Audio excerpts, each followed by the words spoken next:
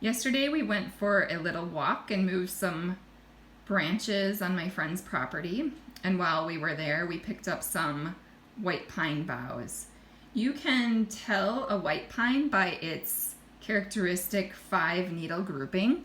Red pines have a 2-needle grouping. So if you take the bough and you pull off one of these little groups here and count it,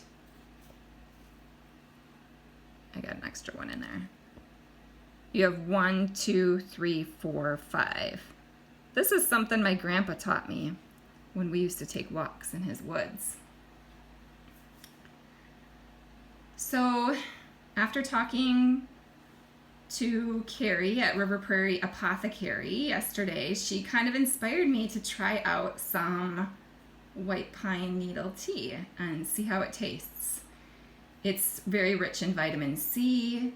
It also has lots of antioxidants and anti-mutagenic and anti-proliferative or anti-tumor type of properties. So sounds like a good thing to sip right now. It's supposed to be light and a little bit piney. From what I read online, it is important to not boil the needles for too hard or too long because that pulls out the terpenes.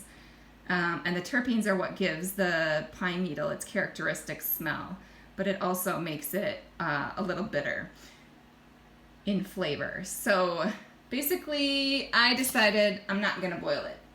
I'm just going to add it to this little jar. This one has been steeping for about 20 minutes.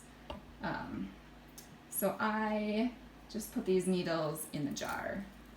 And then we're going to add in the water, which it just whistled right before I started the video. So I'm going to add the water in and let that steep.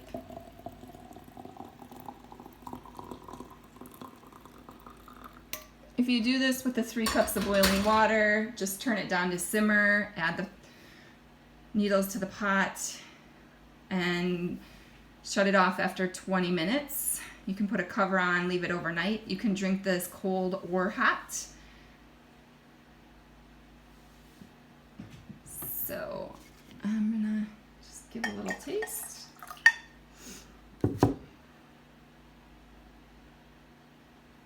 Smells a little like pine, but it's really light, and the taste is really easy to drink.